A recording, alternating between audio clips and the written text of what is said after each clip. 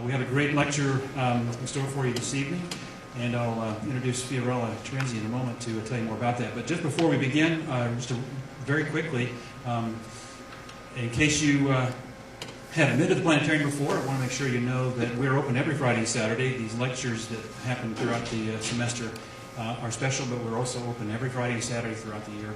We have planetarium shows, movies, laser shows, which are just for fun.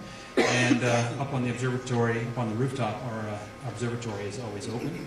And tonight we have members of the Brevard Astronomical Society here volunteering to help out again. They help us out quite a bit in the observatory and by bringing their own telescopes, and we always like to mention that because we really appreciate their help and their assistance. If anyone is interested in the movie, there is a movie playing at 8 o'clock this evening. I know most of you are here for the lecture, of course, but if anyone was planning to do that, just want to make sure you know that you will have to exit the theater before the lecture is over in order to do that, and tickets are available at the box office. Okay, well, that's enough announcements from me. Thank you all again for coming, and here's Fiorella Terenzi, the host of our lecture series, to tell you more. All right, good evening. Good evening. Very good. How you say in Italian? Very good, Italian. How do you say in Spanish? Buenas tardes? Buenas noches? Okay, well, let's add one new language. First, thank you for coming. Tonight is the closing panel lecture of the BCC Space and Astronomy lecture series. So we say goodbye just for the summer, because we open again in October for the fall semester. So make sure you are on the mailing list so you can receive 6 invitations, right? 6 lectures per year. So I'm not going to bother you that much, but make sure your email is on our mailing list. And next year is going to be another fantastic time, and I'm sure you will have a good time. So tonight is a very important panel. I'm very pleased that such high caliber panelists from NASA, United States Alliance, and Space Florida agreed to be on the panel. And it's a very important subject. What's next? How do we move forward America's space program? Right? We have important question, we have important point to make, and tonight is the occasion.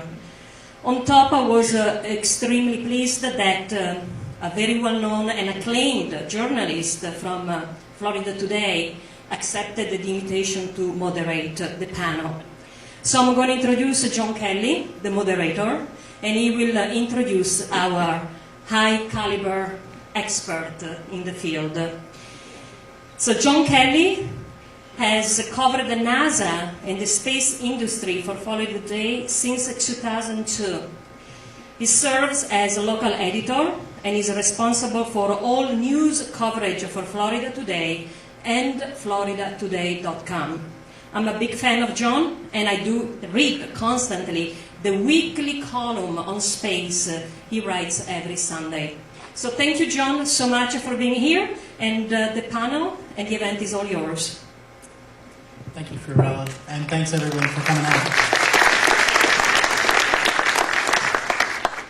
We're really fortunate to have the group of people that we have up here this evening, and I'm going to introduce them in just a second.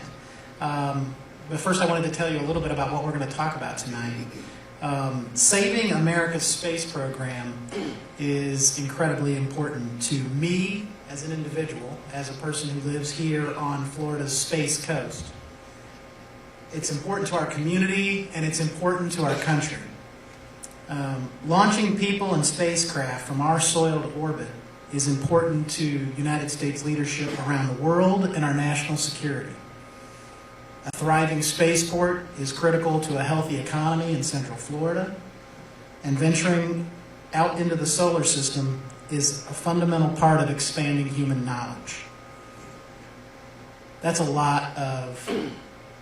It's just critical to our being. I just don't think we can understate how important space exploration is. So the importance of our transition from a space program that was dominated by the space shuttle and space station programs to one that's a bit more fractured and complex demands the nation's full attention. The space program of the future is going to involve big government projects like the space station, but also smaller private and semi-private projects, and probably some projects that none of us could imagine yet. It will be a lot more fractured. It will almost certainly involve less public funding, and it will face additional scrutiny as our Congress deals with growing demands on the federal budget. And saving the space program may sound big and broad because it is. The program is going to be threatened by inadequate funding. It's going to be somewhat threatened by the possibility of a failure to remain on track as political leadership changes. And our panelists are going to address those questions and what they see as the current state of the program, the future of the program, and the threats to its success. And most importantly, what we're going to try to address tonight with you is what they believe needs to happen in the coming years to keep the program on track. We'll save some time at the end for your questions as well, but first I want to introduce who we have with us here tonight. And I'm sure as we do that, I'd like you all to help me thank them for the time they're giving tonight. They're incredibly busy people working on very, very important projects, and they've taken some time out to come and be here with you tonight. First, we have Janet Petro. Janet is the Deputy Director of the Kennedy Space Center. Forgive me as I leave out some things. The bios of the three people up here on the panel are illustrious. So I'm going to cover the highlights, but Janet's been in her position since 2007, and she shares responsibility for managing a Kennedy Space Center team of almost 9,000 civil servants and contractor employees. That's the number today. So anyone who thinks that there's not a lot going on out at the Kennedy Space Center, Janet may disavow you of that notion. There is indeed a lot happening out there. She began her career as a commissioned officer in the U.S. Army after graduating from West Point. She served in the Army's aviation branch. Prior to coming to NASA, she managed projects and programs for Science Applications International and McDonnell Douglas Aerospace. She's worked on projects as a frontline manager and as a senior leader, working together with NASA, the Defense Department, and commercial space companies. Frank Bello is the CEO of Space Florida. Frank took on leadership of Space Florida in 2009 with the mission to retain, grow, and expand aerospace business in Florida. Now, he's worked on that sort of thing for about 40 years. In fact, if you've been involved in any sort of space economic development project in Florida or elsewhere, Frank's probably been in one of the meetings at some point with you. I think he's probably been involved in just about every such project for quite some time. In 1985, Frank received the Medal for Distinguished Public Service, which is the Defense Department's highest civilian honor. He's taught at the Defense Systems Management College and the International Space University. And he's served on countless panels for NASA, the Defense Department, and private industry.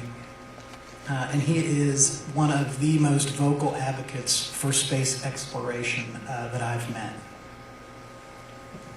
Mike Leinbach is the Director of Human Spaceflight Operations for United Launch Alliance. Now, that's the company that operates the Atlas and Delta rocket lines.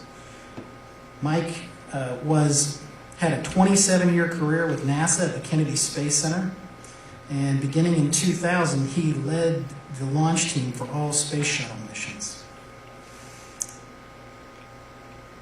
He's now developing the human spaceflight capabilities for the Atlas and Delta systems.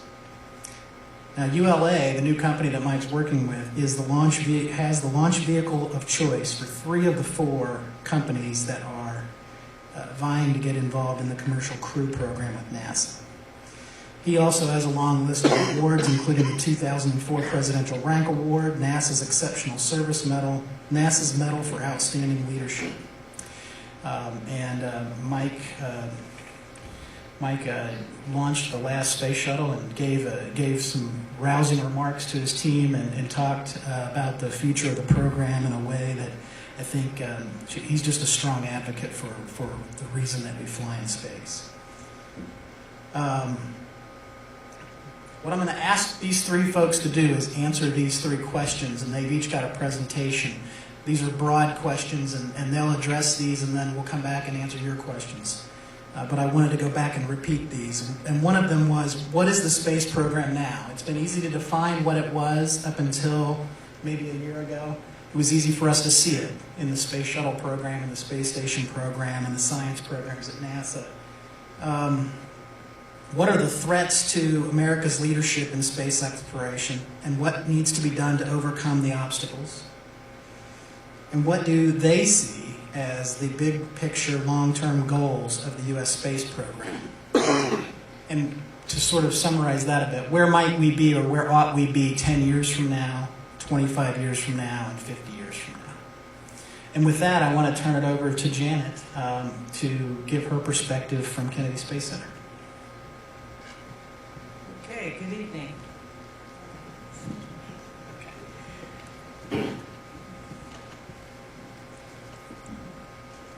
Good evening, and thank you, John and Fiorella, for having me here this evening and giving me the opportunity to be able to talk to this great audience about what's going on at Kennedy Space Center and in NASA and taking a look at our future. I love the opportunity to do this.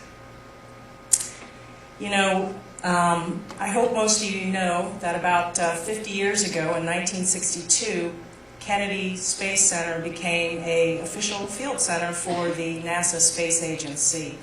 And so this year we're celebrating all year long through different events, decades of support that we have made to the human spaceflight program. And we at the center will tell you that we feel that we were the heart of the manned spaceflight program.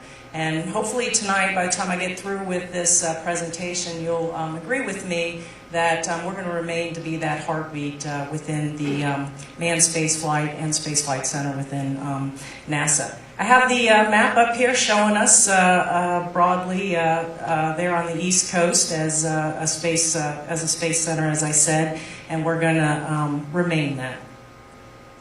So let me start out with the vision and mission, and you guys can read the words up there on the chart. There's just a couple points I want to highlight for you, a couple words that are particularly meaningful for us this year and as we're looking forward to the future. You'll see the words government and commercial access to space. And previously, as we look back in our past, we had a program, a large program, an iconic program. John mentioned it earlier about the space shuttle. Decades, a very successful 30-year program that we brought to an end successfully, in large part due to Mike here on the end, last year. And the decades of that support was a government-developed, government-owned, government-controlled, government-launched vehicle. And so when I say the words government and commercial, looking forward in the future, that's a big change for us. And it's part of our vision as we go forward that we are no longer going to be just a government-only spaceport, but we're going to diversify and become both a government and a commercial spaceport. The other words I wanted to talk about is in the mission statement down there, and that word is partnerships. And you know, I think everybody is quite aware of the fiscal constraints that we have as a nation, and specifically for this audience, the constraints that have been put upon us in terms of funding levels. And as we go forward, you know, in the past, we were able to rely on a single funding source from the federal government in order to fund the entirety of our space program, or most of the civil space program here in the United States.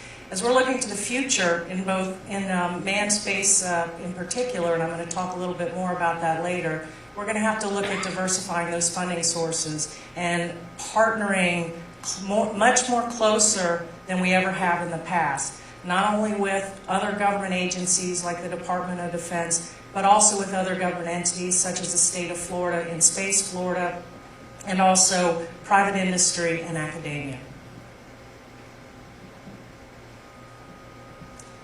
So what's going on at the Space Center? As John said, there is a lot going on, and I put up here the three programs, the three primary programs that are assigned to the Kennedy Space Center to execute on behalf of the agency. And I have a slide on each of them. I'll talk in more detail about them. But you'll see a picture in the forefront of Pad B, and we've made a lot of changes on that pad, and I'm going to talk more about that also. So the first one is our launch service program, and a lot of people, as John mentioned, a lot of people thought that the Space Shuttle program equaled NASA, or the Space Shuttle program equaled the KSC Space Center, and it's particularly devastating for me as I walk around our community with family, friends, neighbors, or even traveling around the country, where people say to me, is NASA going away? Are you shutting the doors at the Kennedy Space Center program? And we're not, and I'm here to talk more about that. But we've always had this crown jewel at the Kennedy Space Center program, at the Kennedy Space Center. This one program, formed in 1998, has actually been the only program that we actually have housed at the center here in Florida.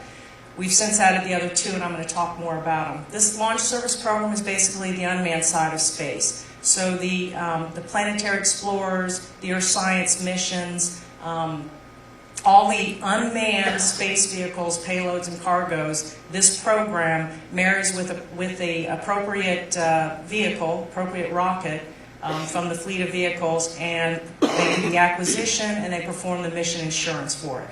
And so this year I've shown the 4 missions that we have up there. And by the way, this program doesn't launch just out of Cape Canaveral Air Force Station. They launch at other locations around the globe. Vandenberg, Kwajalein Atoll, they've launched out of Kodiak, etc. So the 4 I've shown up there are what we're going to launch from this program in 2012.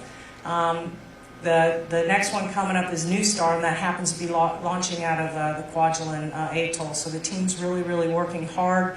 Right now it looks like sometime in June is when that launch is going to take place. 2 of the launches up there are going to be out of Vandenberg, and Iris is going to be out of the Cape, or I'm sorry, the Tidris is going to be out of the Cape, and the other 2 are going to be out of Vandenberg also. But this is a very, very robust program that we've had and sponsored at the center for more than 12 years now, very, very successfully. You may recognize the mission that I show over there on the left-hand, or your right-hand side of the chart, the Mars Science Laboratory, launched last November. A lot of media attention about this. It's launched a rover, about a Jeep-sized rover, one of the largest ever rovers that's going to be landing on the surface of Mars. It's going to be landing there August 6th of this year, so pay attention to the news, because when it lands, it's going to be a really, really cool landing. And if you haven't watched the video of the concept of that landing operation, it's pretty cool, and it's on our websites. So a lot of media attention to this next program, Commercial Crew.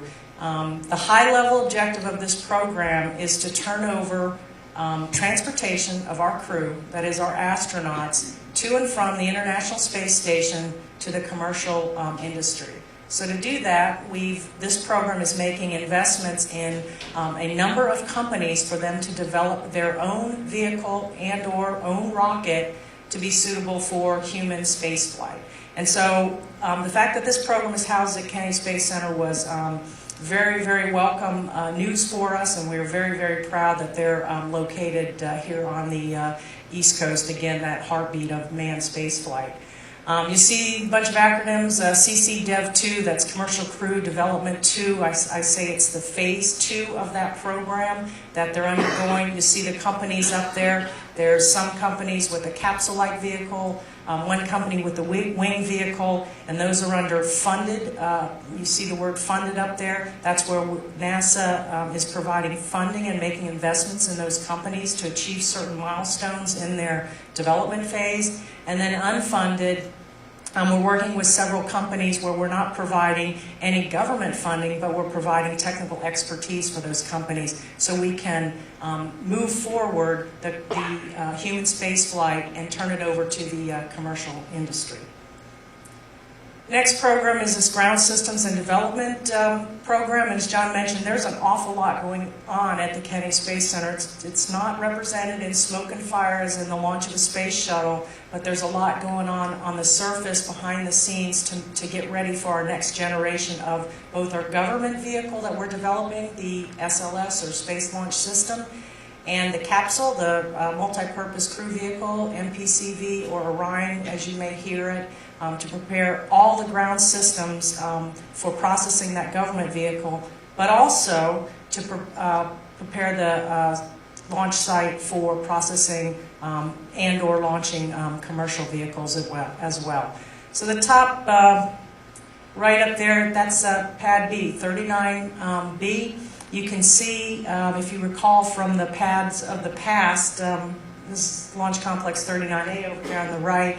You can see all the surface structure above ground. All that's been wiped away. What you don't see is the stuff up underground. So all the old infrastructure, the copper wire, has been dug up and replaced by fiber optics, again, to modernize our infrastructure in preparation for our next vehicle. So a lot of work going on. In the VAB, the Vertical Assembly Building, we're turning that into a multi-use facility again. We're relocating platforms and revitalizing the platforms for access for different vehicles in there. And we hope not to just have the government SLS vehicle, but also commercial vehicles utilize that capability. So I mentioned the word partnership before, and I'm going to emphasize it a little bit more now. Back in 2008, we realized with the retirement, or the pending retirement, of the space shuttle, we were going to have a lot of excess capacity at the Space Center, both in terms of infrastructure and workforce.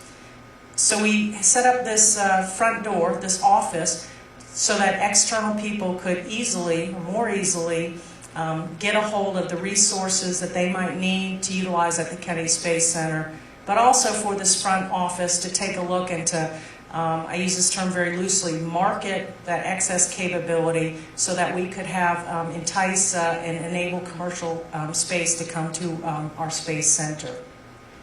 We also located our master planning function within this group, and this master planning looks out 20, 50 years in terms of not just the real property and the personal property and the use of the land, but what is the way that we want to posture our infrastructure, both the horizontal infrastructure, the power, the water. How do we want to engage those utilities 50 years from now? And so this group has been very, very effective. I will tell you, they have probably worked more than 70, 90 agreements, everything from a small company wanting to utilize a lab all the way to turning over OPF-3, Orbital Processing Facility, number 3. We did a partnership with Space Florida and Boeing Corporation to process their CTS-100 capsule. So that was a huge milestone, recognizing again that previously every bit of that infrastructure, every bit of those facilities were funded solely by government funding, and typically a single program, and we're trying to transition and transform the center into a multi-user, diverse customer base there. Budget-wise, you see up there the President's budget for 17.7 billion is several million less than what we asked for. However, in terms of the fiscal environment that we're in as a country, we feel we did pretty good. And going forward, we think we can do the job. At Kennedy, we actually had an increase, primarily due to the budget that was placed with our commercial crew and making investments with our commercial providers. So we're working very hard and hope that that budget comes to fruition as we go forward in the next year. So John asked us to talk about what do we consider the biggest threats and opportunities to this future, and I think you're probably going to hear a common theme amongst all of us up here, and that is the consistency of a funding profile that allows us to actually execute a plan that we can carry out to the end. As people have looked back over the years, there's been the path has been littered with unfinished programs and initiatives. And so the biggest threat that we have to keeping on the path of our objective of a multi-user spaceport is a continuous funding profile. The other thing I would say is, if you think about it, we as a government are an excellent service consumer. We buy lots of services from companies. We're allowed to set our requirements. We're allowed to set our agenda. And then we have those providers, we pay those providers to do that. Our roles are a little bit reversed now. We are, in fact, more service providers. We want the commercial companies and other entities to come and utilize our facilities and our infrastructure. And our procedures and our processes, from government regulations to internal procedures, are not set up to be the most efficient. And so we're working very, very hard at the center to transform from an excellent service consumer to an excellent service provider. Our goals, you can see, as you can suspect, the 3 programs that we have hosted at the Kennedy Space Center, we are here to make them successful. So that's our number 1 priority. And then again, to turn our spaceport into a multi-user spaceport. If you look out 25 and 50 years, our goals, I think our administrator said it best up there. Our destinations for humans beyond Earth remain ambitious. They include the moon, asteroids, and Mars. And the debate is not if we will explore, but how we'll do it. And so in general terms, I think that's what our long-term 50-year goal is going to be. With that, I thank you very much.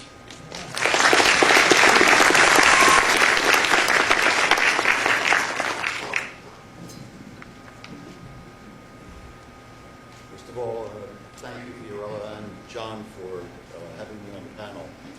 And also thank you to Mike and Janet for including Space Florida as a partner. Can you hear me?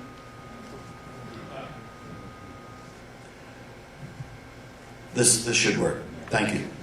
And I didn't do that, so I'm thrilled. I probably have one of the more interesting jobs, not only in the state, but I think in the country, and that I get to work with absolutely cool people who have accomplished so much in both the National Civil Space Program, but also in our military, in our National Security Space Program, and that has been a lot of Florida's heritage. And I can tell you that we are also working with a lot of the new companies. The neat thing about this, and I can tell you from first-hand experience of looking at what they're doing and what we're doing, that there is a real bright future for Florida in its aerospace and space industry. And I know many of you probably saw the 60 Minutes presentation that was held a week ago, in which they highlighted the shuttle retirement, but they focused on a picture of this area that was almost post-Apollo. And I considered that they got it all wrong. It was the wrong message, and they certainly didn't pick up on what I consider the promise to be. In many respects, shuttle was a part of the picture, but its completion of its flight program represented a new beginning for all of us. And I think that 60 Minutes may have just been looking through the wrong lens, and perhaps it was a microscope. I will tell you that on the day that NASA flew the last shuttle flight, there were some 6 other launch vehicles on pads at the Cape. That is hardly the end of a space program, and that's the reason I refer to it as a new beginning. I'm going to try to take the Florida lens and then look at the national program. And today, Florida's aerospace industry is pretty robust. It's about 4,000 companies, about 75,000 people employed in the state as primary aerospace workers, and it contributes some $9 billion to the state's economy, with a total economic impact around $18 billion. There is a secondary related sub-tier and supply chain workforce that is equal to that. So it is a significant contributor to our collective economic well-being. And I can tell you that many, from that base of employees, we've been able to attract a lot of new companies to this area in recent months, and I have a few of their logos up on the screen. They're coming here because they see that this is a friendly and business environment with low regulatory regime. There's a robust and plentiful skilled workforce. It's a low tax environment, a decent place to work and to live. And they see that as businesses, they can thrive here, especially as aerospace businesses. But the industry itself is an industry in transition. And we're a long way from the 1.3 million workers that we had in the U.S. in 1989. And today that workforce is about half that size. Now, many of those losses represent productivity gains in how we do things. It's also the fact that the aerospace and space industry are horizontal industries, so they contain a little bit of electronics, a little bit of IT, a little bit of new materials, manufacturing, and I can go on. And we don't always count the growth in those industries as aerospace, but they are more and more integrated with what's going on. What has happened to the industry, though, is that today other nations have discovered space as a catalyst for economic growth, and they all want to participate in it. So there is a lot of global competitiveness, as well as some leveling of the technology for space operations. There is a worldwide tightening of federal budgets, and as a result, we're going to see fewer and fewer new program starts and a lot more international collaboration and partnership among countries, and certainly with the national government and states and our universities and industry. There has been an industry consolidation among the primes that affects us, but that opens up holes for new sub-tier growth. And we need to target our economic development efforts to attract a lot of those small and mid-tier companies. What we are seeing that opens up new opportunity and new promise is that space is becoming increasingly integrated with other platforms, whether they be aviation, unmanned aerial vehicles, our automobiles, things that are underwater, and even our cell phones. And I'll come back to that point because as we open up the architectures for all of these things, we open up lots of opportunity for new companies to spawn new applications and new technologies to develop. So what is the program today? And John asked us to address that. I see it as diverse. It's becoming more diverse. It will no longer be the province of a large federal agency or national government in general, whether we're talking about the civil program or the national security program, but it will become increasingly more international and increasingly more commercial. In fact, it was commercial companies that figured out how to use one of the attributes of space first, and that's the high-upness of it. And so commercial satellites today are a big contributor to every nation's economic well-being, and that's only beginning. Secondly, I think you'll see that it will be more spread among a number of civil agencies, more commercial. You'll see a lot of interplay where even DoD and our national security agencies are sharing assets with commercial satellites and with civil agencies to accomplish their mission. And I think this kind of partnership and sharing across agencies and with commercial companies will stand to open things up and will serve our national well-being.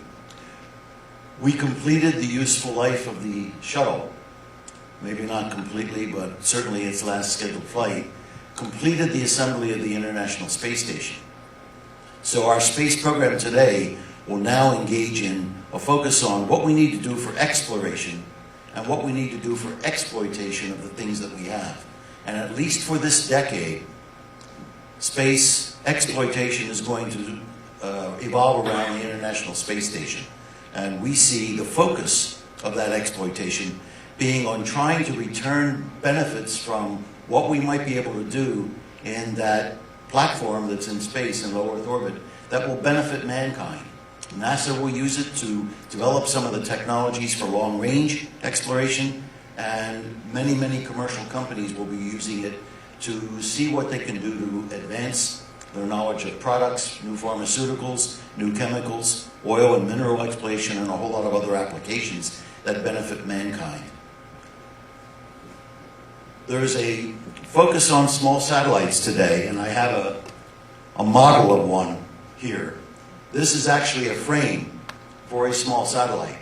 And these things can do some pretty powerful things. They include thrusters, a comm package, they include sensors on board, they can fly in formation, they can be assembled in groups of 4 or 16.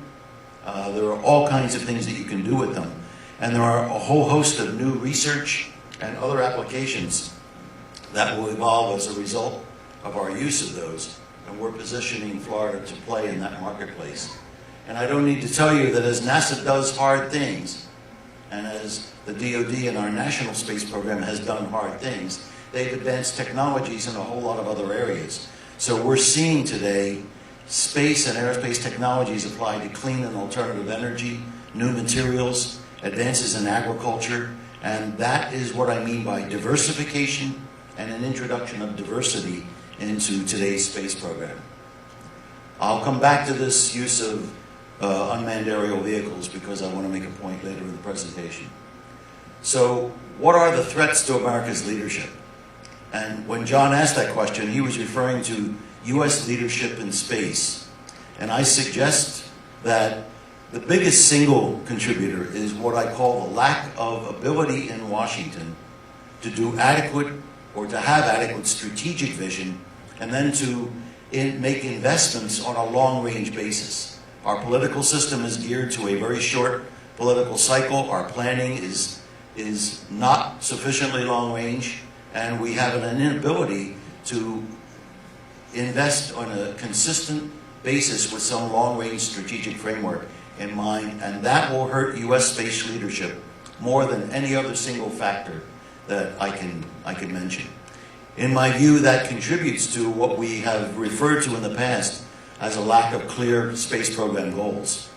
If you have a clear goal and you're driving all your investments and your technology development toward it, NASA has already shown that they can achieve great things. We did that going to the moon, and we've done it in building the space station, which is mankind's single greatest engineering achievement to date. But the program funding for that was scattered and was inconsistent. And there was a variation in political support and commitment, and that dragged it out. And that will happen with any goal that we set if we don't think long range and then focus our investments for it. So continuous political commitment is necessary. And then finally, I think that as a nation, we don't channel sufficient resources into technology advancements that fit with those long-range goals and also develop the human capital that goes along with that. The first area that gets cut when NASA gets squeezed for budget, Congress cuts the technology development line item. I also want you to know I was a consultant for many years, so it's easy to be a critic. How do we overcome these threats? I think it begins with education. And notice I put education of the taxpayer first. Because if we educate the taxpayer about the meaningfulness of the investments that we make in space and space technology, and our space program, and our desire to be leaders in space, our representatives will follow. They work for us, and they shouldn't be dictating how things are done if it's inconsistent with our views. There needs to be clearly an emphasis on broader cooperation and partnerships. And that's internationally, of course, but states play a key role today, as budgets are tight, in partnering with federal government to implement national space policy. And that's becoming more and more evident. And industry and universities have to be a partner in how we advance technologies. More technologies get developed and advanced in industry than they ever have at the national government level. Diversification I've already talked about, but what I mean by that is the introduction of a whole raft of new space players. Because as you open up space, the same thing that happened with this cell phone when The software developers made the architecture open, and thousands of new companies got into the business of developing applications for it. Will happen when we get more and more people involved in doing things in space. And that will in turn, and we can use the space station as a platform for doing that, advancing new technologies and spawning lots of new companies and applications. So what's the future? I think this is a picture of the skies over Florida in the future. You're going to see a whole host of new kinds of vehicles flying. Horizontal spacecraft taking off from Kennedy and from other spaceports that we plan to develop in Florida. Florida will be a multi-spaceport state. We'll see next-generation spacecraft that are already being built here by Lockheed Martin with its Orion, and hopefully, as the commercial crew program advances, by Boeing with its CST-100. We're going to see the International Space Station as a platform and Florida as the ground node for that. And we'll see new kinds of launch vehicles and large hybrid air vehicles, and that's a Grumman vehicle that I expect to see flying over the skies of Florida soon. Florida's working hard, Space Florida's working hard, and as a state we're working hard to diversify the kinds of activity, launch activity that has taken place at the Cape, which has historically been large, heavy rockets. We're looking to open up the small end of the rocket business so that we can, in fact, see a lot more fire and smoke, as Janet referred to. So we're developing Launch Complex 46 and 36. We'll be flying Athenas and Minotaurs. We've already arranged a deal with Maston to fly a vertical vehicle. It takes off vertically and lands vertically, and we expect to see some very interesting things coming out of that. But more importantly, commercialization of a lot of the other assets that we have, like the shuttle landing facility, and opening that up. In the future, I can see the Cape developing a component of it that is a commercial spaceport operated by perhaps a state or federal spaceport authority, and I can see NASA and DoD and others being users of that capability. I've already mentioned ISS utilization. I'll simply call attention to the fact that Florida bid on and won the role of an organization called CASIS, which is the manager of the portion of the International Space Station that is a national lab. And what that really means is that CASIS is charged with developing a new market for space station composed of industry users, commercial pharmaceutical companies, oil industry, big bio-life sciences companies, materials companies like Dow Chemical, 3M, Corning Glass, and others. And they're looking to take advantage of some attribute of space, whether it's the zero gravity or the high vacuum or the high radiation environment, and to conduct research that advances product or advances their product development schedules. And as I mentioned, bringing benefits back to the people on Earth. Florida is the ground node for use of the International Space Station. And I'm going to close with a picture of what I also expect to see over the skies of Florida. We're focusing on the development of an industry built around unmanned aerial vehicles, because many of these vehicles are space-enabled. There is more and more of an integration of space with aviation, with these unmanned aerial vehicles, and with vehicles on the ground and undersea. And what's happening with all of them is that they'll be developing new applications in agriculture. If you think about it, these are platforms that you put sensors on board and a comm package, and they move around. That's no different than a satellite. It's no different than an aircraft. It's no different than your automobile.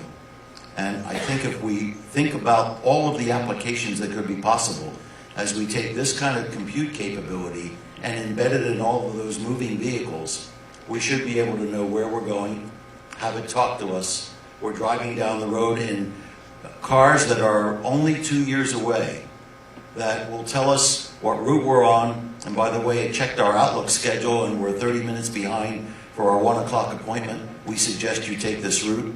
And by the way, if you take that route, you should be 5 minutes ahead. And we know you like caramel lattes, and Starbucks will know that you're driving that route, so it's going to push a discount coupon to you.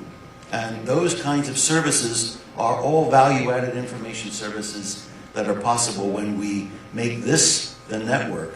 If I want to talk to Mike, I'm going to have to go through Janet's phone, because that'll be part of the network, no longer those cell towers that are out there. So we're moving into a high era of integration that is largely enabled by space assets. And I suggest that that's a very, very bright and promising future for all of us. So with that, I'm going to close, and hopefully we'll have questions, opportunity for questions later. But it is fun to think about all the promise that we have, and Florida is well positioned to capitalize on a lot of that.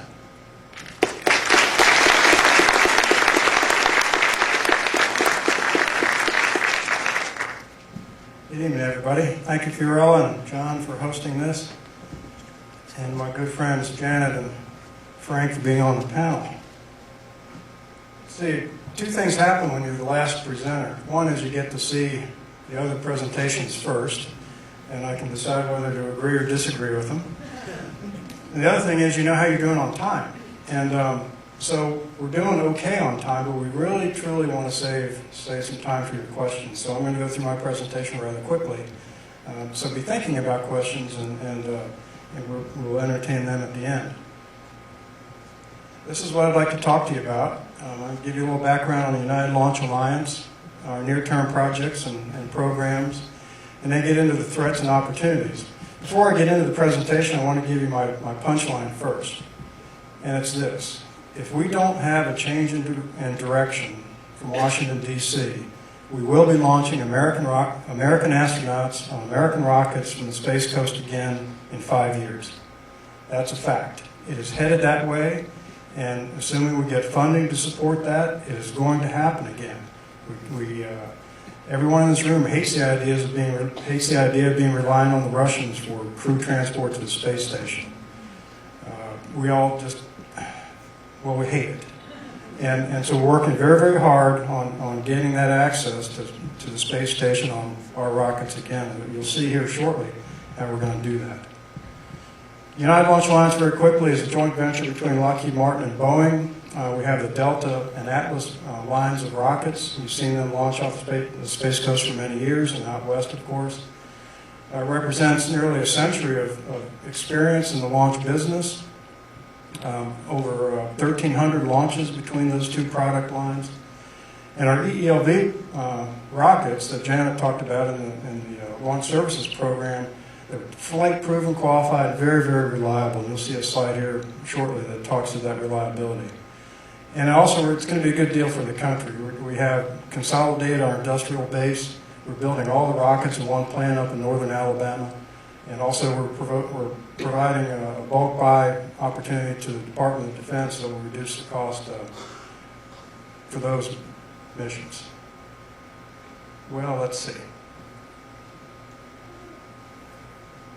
Here we go. This is what I like to call our family portrait. Since United Launch Alliance was formed 6 years ago, we've had 59 missions, 100% success rate. I would challenge anybody in the world to meet that success rate. We have 11 launches this year. We've completed 2 already, one off the East Coast, one off the West. We have a rocket out on pad 41 right now going through a fueling test. That guy will launch May the 5th, or 3rd if SpaceX cooperates with us. We also have a Delta rocket on pad 37 that will launch in June. So 100% success rate, and you'll see why that's important later. We're heavily involved in the Commercial Crew Program. Of course, that's the cargo and human capability to the space station, and that allows NASA to focus on the high-risk, high-reward R&D. The Commercial Crew Development Program, as Janet said, started in 2008. We've been a partner in one form or another since then. CCDEV-1 started in 2008. One of the things we need to do to our rocket, principally the Atlas V, is to develop an emergency detection system. And that's a fault detection system of the rocket systems itself, and be able to send an abort signal to the abort capability on the spacecraft. We haven't had that need before with payloads on top of the rocket, but with men on top of the rocket, we need to abort like the old Mercury and Apollo had that capability. And so we're developing that emergency detection system. It's about at the 60-70% design stage now. We have a prototype that's in a test cell right now, and that will go on the Atlas V rocket. CCDEV-2, we're supporting the funded partners, and the partners are Sierra Nevada, which is this vehicle. It's the winged vehicle that Frank talked about, the mini shuttle, as it were. Blue Origin has a biconical shape. It's not shown on this slide, and Boeing has the CST vehicle.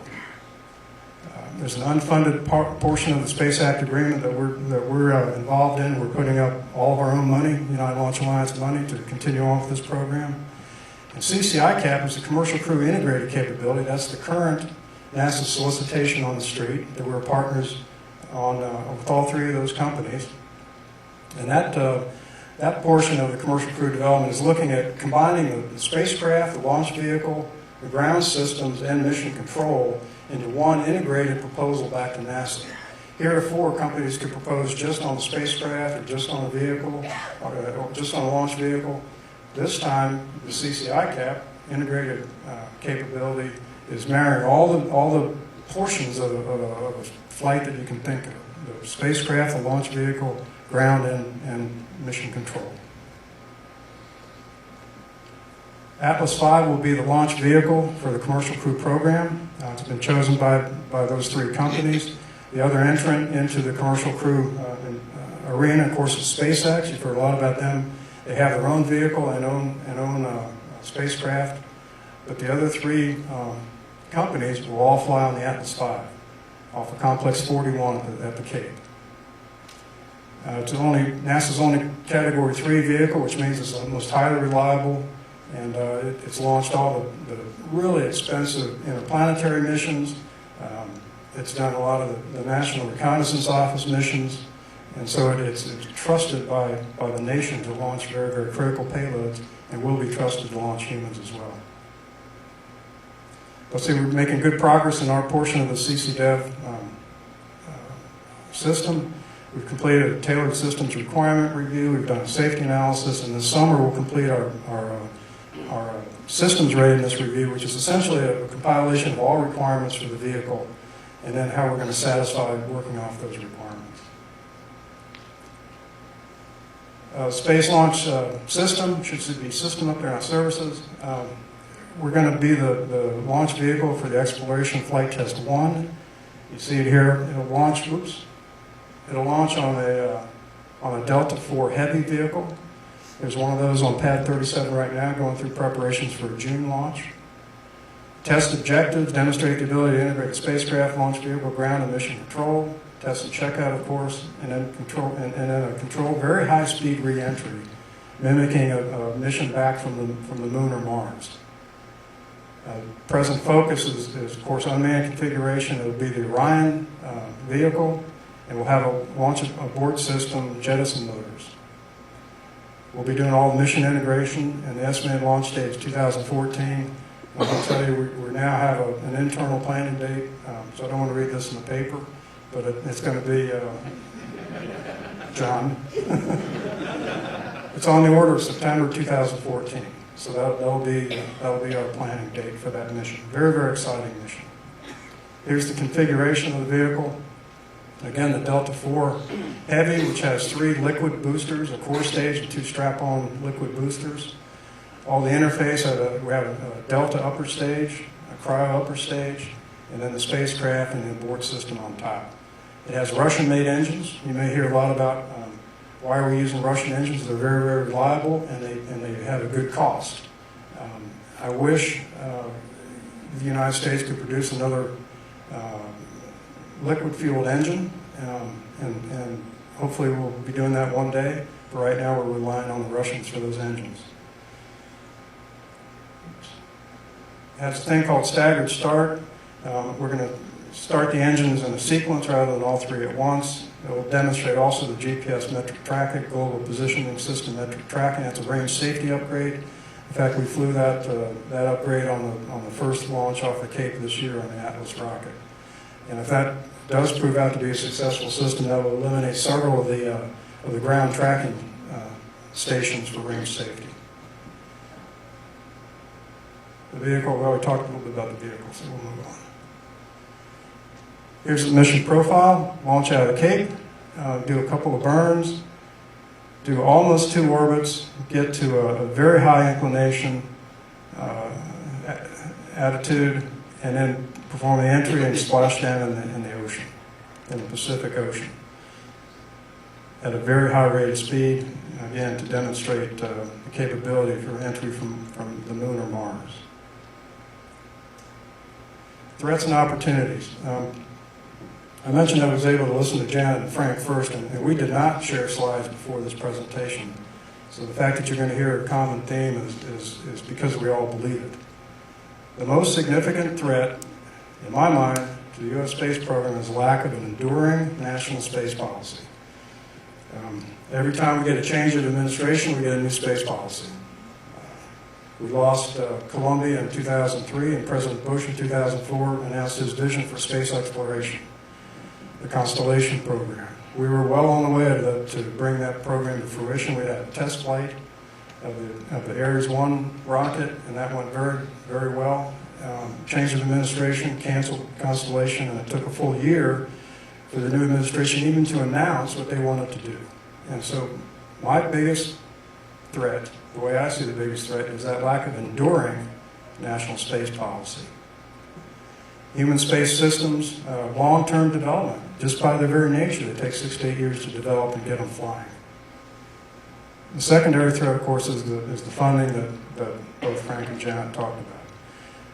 The opportunity, of course, is just to deal with that threat. It's to establish an enduring national space policy, one that's decadal long, generational, perhaps, and international.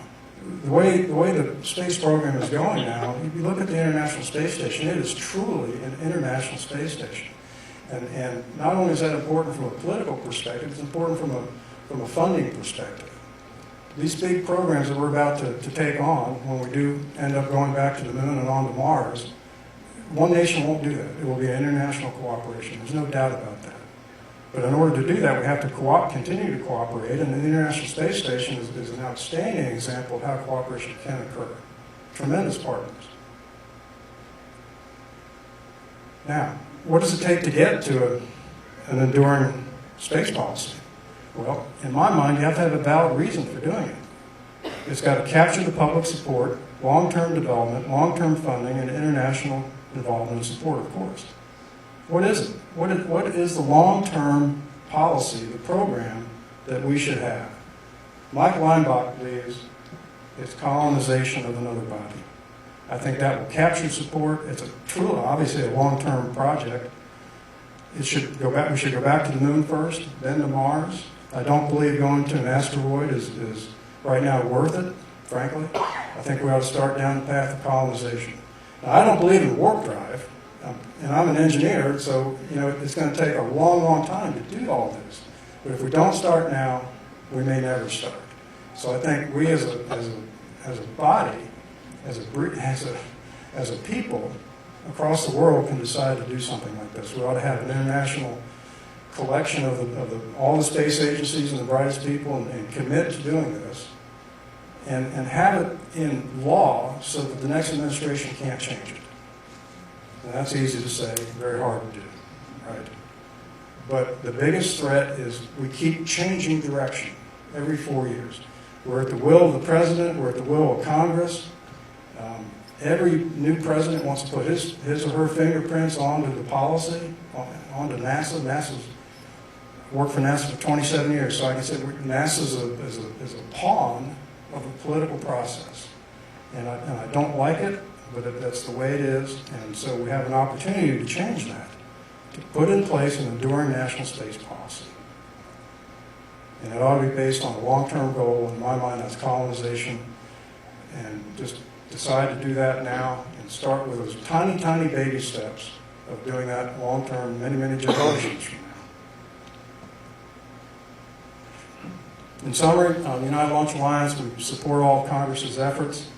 We're well positioned to be the launch vehicle for 3 of the 4 providers for crew access. As I open my comments, this will happen. We will be launching Americans on American rockets off the Space Coast again. Our rockets will be ready for this in about 3 years. The long poles for ULA is the final development of the emergency detection system, and then also the construction of crew access out of Complex 41. Complex 41, of course, has launched dozens of payloads on our expendable rockets, but never manned, so therefore we never had the need to get to the top of the rocket to load the crew. So there is no crew access at Complex 41. We're in the process of designing that right now. We'll have an emergency egress system similar to the Space Shuttle program's emergency egress system. And so for 2 long poles for ULA is the final development of the detection system on board the rocket and construction of the access out of the pad. Those 2 things would take us about 3 years to complete. The spacecraft providers, Boeing, Sierra Nevada, and Blue Origin, they're on a path with continued funding to be ready in about 5 years. So if you read in the paper that we might be able to launch humans sooner than 5 years, I'm one that would love to do that. If we had more money, we could, because we could speed up both our contribution to it, our portion of it, as well as the spacecraft's portion of it. But the reality of it is, folks, it's going to be 5 years until we see Americans on top of American rockets again.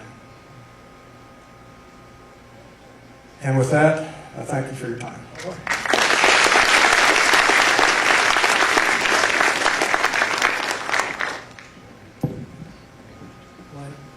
I really appreciate the presentations here, and we wanted to leave time for questions, and we have some time for that. And basically, what I would ask you guys to do, I think we have a microphone moving around. Is that right? So if you have a question for somebody on the panel, if you'd raise your hand, and we'll take as many as we can. And just if you want to direct it to a certain person, please do so. And if it's just generally to the panel, we'll address that. Hi, I'm Angel Fish. And my question to anyone on the panel is, I think I don't see no mention of the Air Force. How are you going to improve the range? That is a big loss that hasn't been improved in the last 25 years. I think Angel's question was that he heard a lot of discussion of other things, but did not hear anyone address the Air Force and the range and improvements that may or may not be needed there in order to advance forward. Well, so I'll take a first shot at it. The Air Force is going through an upgrade project for the range right now. I mentioned the global positioning system, metric tracking. That's part of it. What they want to go to is a space-based range where destruct signals can be sent to the rockets through a satellite system to the ascending rocket as opposed from ground stations, opposed from the ground station out here. So they are going through a major upgrade of all range systems, their computers, etc.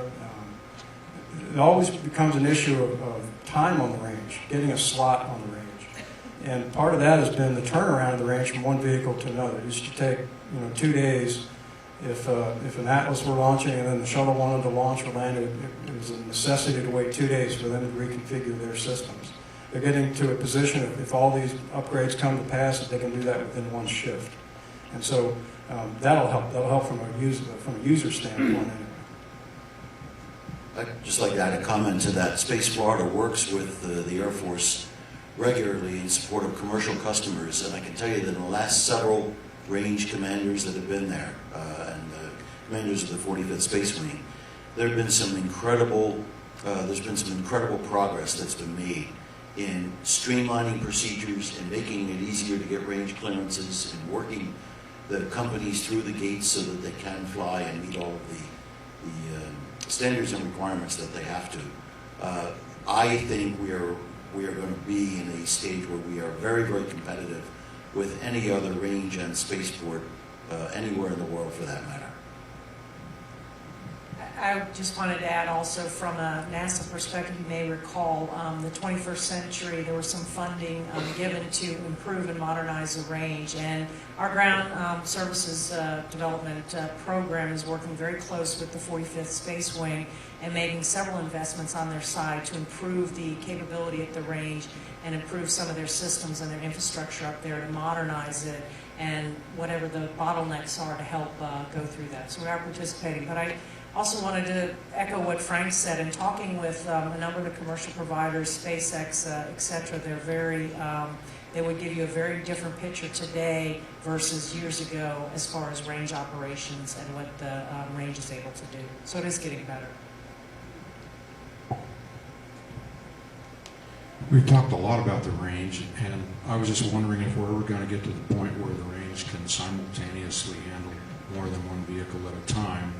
And then in watching your presentations tonight, I've seen a lot of emphasis about flying from the Cape side, and I know that the master planners at KSC are working very hard to be able to be flexible enough to fly vehicles from 39A and B.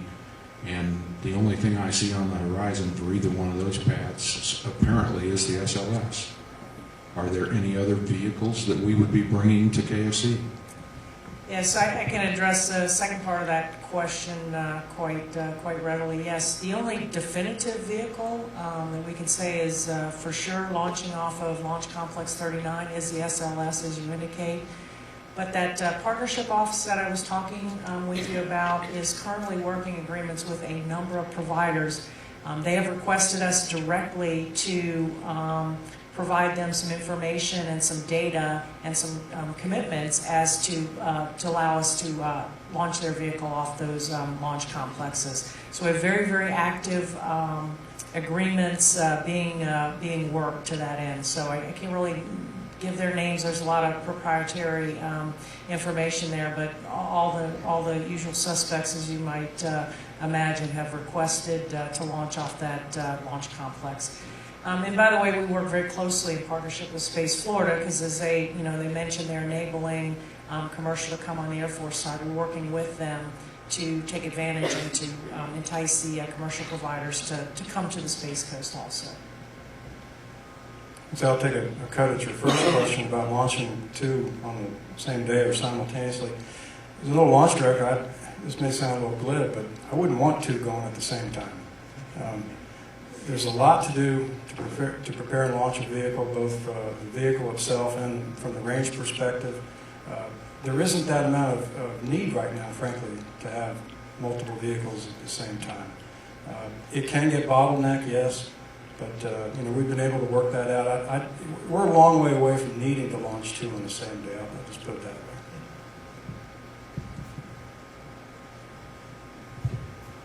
Are there currently any solid, actual, timeline-based programs to return us to the moon or some other planetary body that have actually started to be funded and worked on as of right now? Go ahead, Jeff. I was going to say that there is a private venture that's looking at doing that, and there are some competitions out there to do that. But I'll make the comment that I agree with Mike completely that before long I think you will see a commitment to the return to the moon with exactly the kind of solid schedule that you've asked for. Just because we've gone there before doesn't mean it is trivial to go back. And when we were there, we had great difficulty keeping our astronauts from cooking, opening the spacecraft, lost oxygen. There were other factors associated with our ability to be outside the spacecraft for very, very long. We need to develop the technologies for closed-loop environmental support systems and habitats and rovers so that we can exploit not only the surface of the moon, but develop the technologies for doing that long-range spaceflight that we all want. So I think you will see it soon. Right here. Hi, my question specifically is for Frank. You mentioned that Florida is going to be a multi-spaceport state. And in the interest of taxpayer education, I was wondering if you could tell me a little bit more about what those are, what they'd be doing, and why, given some of the stuff that Janet said, we would be going that direction if it doesn't appear that we're fully utilizing all of the facility and human capabilities at the spaceport that we currently have here. I think we have to stop thinking of spaceports as simply a place where you launch a large civil or military program from. In fact, there are different spaceports for different needs. We already have two spaceport locations, one clearly at the Cape, which is a combination of NASA, the Air Force, and some commercial activity. Jacksonville has also been designated a commercial spaceport that can handle horizontal spacecraft taking off and conducting a variety of missions, eventually space adventure tourism, as well as using these spacecraft that take off horizontally for research purposes. I expect to develop some launch complexes in other parts of the state to give future operators flexibility, because when you take off horizontally and you go up to the edge of space and you come down, most of them right now are configured to come down unpowered.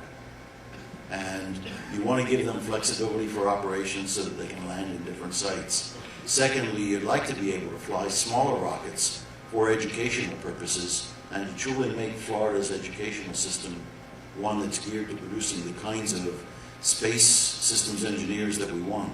We think that we need to start flying from locations with satellites the size of that little cube there, and doing a whole lot of other research that is university and industry based. I hope that answers your question. Do we have any other questions? Anyone? You can raise your hand. Fiorella can find you there in the crowd. Raise them up high. I think we have one back here.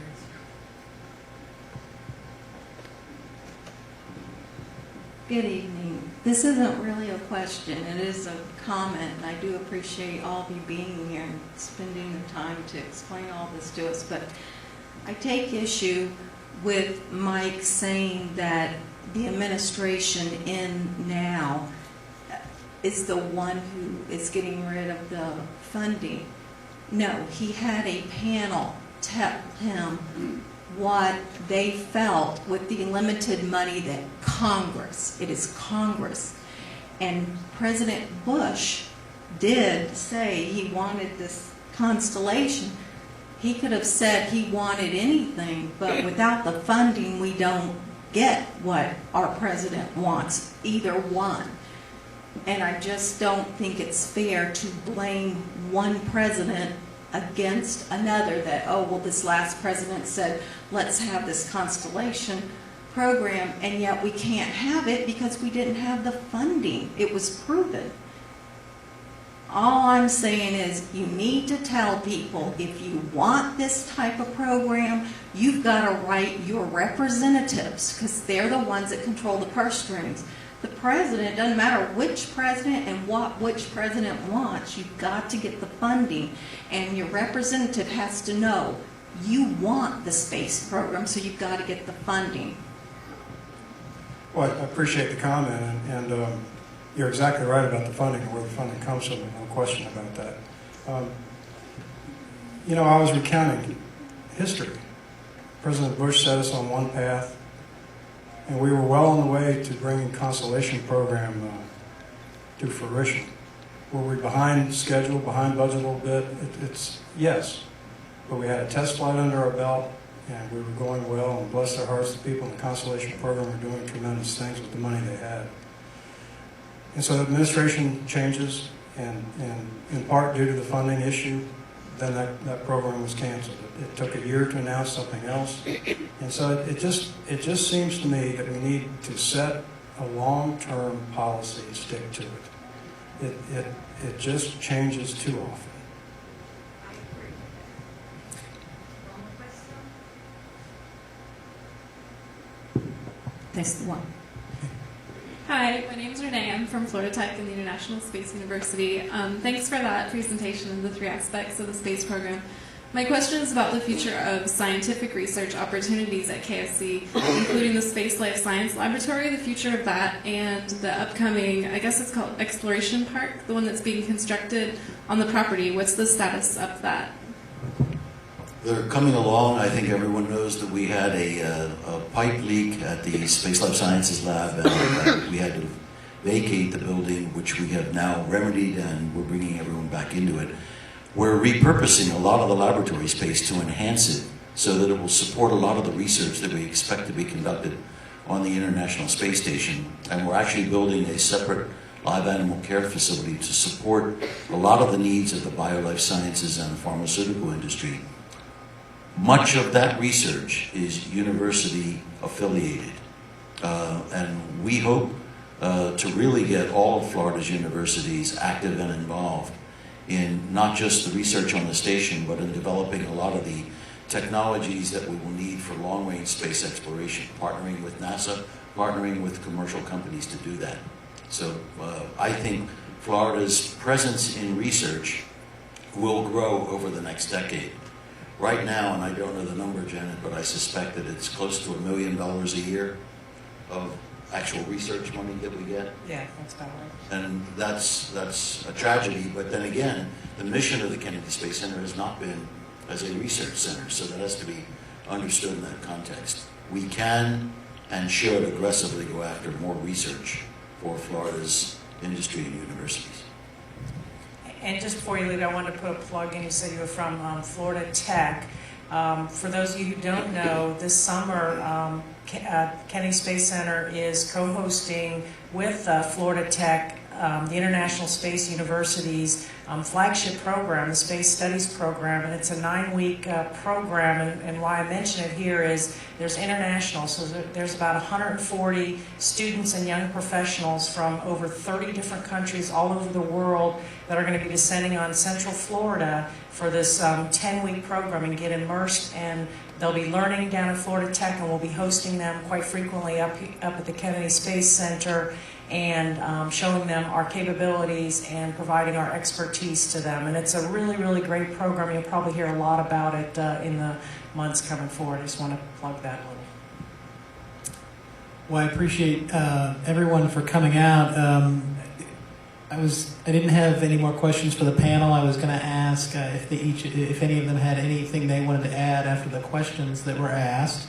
But I did want to expound on Mike's point in answer to one of the questions. One of the problems in terms of it, I think when we talk about administrations and we talk about the political aspects of this, that we've written about a great deal over the years, is the short-term nature of the way the political system here is structured. So you have a Congress, a House of Representatives that returns every 2 years, a Senate that's continually changing, and then new presidential administrations. There's only there's two major space programs that survived that over time, and they were the Space Shuttle and the Space Station. And they're both truly remarkable, not only for the engineering feat that was involved, but for the fact that they were conceived and designed and then operated over a period of decades in that fickle environment. And what we're experiencing now is exactly what was experienced between Apollo and Shuttle, and between what I would imagine between any next transitions in the space program, which is that when you get into an environment where there isn't a program or a program is going away, that short-term nature of our political system really exacerbates that problem. So, in any event, I think it's been a bipartisan team effort across both branches of government. In any event, I did want to ask if the panelists an opportunity if they had anything to add, and does anyone have anything else? I would just mention this coming Tuesday, we will see the Shuttle Discovery's final flight leaving from the East Coast here of Florida. It'll be taken off about 7 o'clock in the morning. It's going to fly south along the coast to around Petro Air Force Base, and then it's going to turn around and make a final flyover the shuttle launch landing facility, and then to its final home in Smithsonian. So if anyone wants to come see that, go out to the beach along the coast, and you'll have a one last flight of Discovery aboard the shuttle carrier aircraft. If you don't get out to see that, we will be broadcasting that live online throughout the day, including that part in Washington. So if you do go out to the beach and you can get back home, you can watch the arrival on our website. I'll just make one comment, and it picks up on a lot of themes, but the morass that we're in, and I don't mean to say that it's all that, because there are a lot of good things in the nation's space program, whether we're looking at the civil component, the national security component, or what could be a promising commercial component. And that's shared by many administrations. These decisions to retire the shuttle and move in this direction were made over multiple administrations, but only the Congress can determine how long we're going to continue to pay the Russians to fly astronauts to space. And that is up to them. So I think that what's really needed, they work for us, get grassroots support, writing to let them know whether they're local Congress people or national from some other state, let them know that this is a national tragedy and they need to respond. Funding commercial crew and commercial cargo developers will, in fact, advance the schedule. I believe that over the long run. And the capabilities are in industry, they're known in industry. It's the same companies that have been flying for us. So we can, in fact, solve that problem, and we should. But we need grassroots support to let our representatives know that we're watching. Question. All of our representatives, I mean, we have maybe 1 or 2 congressional districts in this room. There's 433 other congressional districts. I mean, how do we go about doing that? I mean, is there any kind of national public relations type campaign that's going to happen? Because we need to convince that congressman in Hawaii and Montana and New Mexico that it's worth the trouble to do all this. I'll comment, and I invite others to as well. There are a number of both grassroots as well as national organizations that try to message the Congress and demonstrate support. But until we get really vocal at the voting booth, I don't think these men and women that represent us are going to really respond to that. They have a whole lot of other issues besides space. And unfortunately, that when you have a representative form of government, they believe that they're responding to their constituents. So the senators and the congressmen from Utah want the program that is best for Utah. And those that are in California want the program that's best in California. And I could go on. So we often get a system that represents the best political constituency compromise that they can get, as opposed to what the agency or the administration in power at the time really want. But I go back to it and I say, if NASA proposes a solution to a national goal that's set, they should all commit to funding that over the long term. That is the solution, and we really got to address that issue before we find our way out of this. Okay. I thank everybody for coming out tonight, and thank Fiorella and the staff here at the planetarium for hosting us all, and I know you all want to give them a round of applause.